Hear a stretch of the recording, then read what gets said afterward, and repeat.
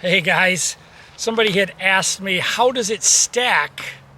They had DM'd me, how does my new little mini bee stick stack with the mini bee stick? So I will show you.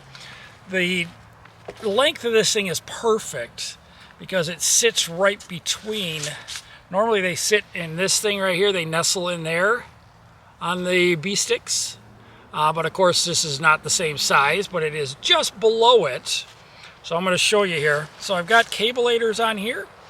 So I just take this, I put the top of the stick up here. Then I bring the bottom of the stick in here. And it basically just sits. There goes that word basically. That thing sits perfect right here, just below the stand and right above the stand there. And this thing with the stealth stripping on there, it's pretty solid. I can put my little bee stick through there, my little beast rod for 2. And it is good to go, doesn't move at all. So really turned out well. The only thing I have left to do on this is to put the little glow tabs on the top like I have on my other bee sticks, and then this thing will be completely done.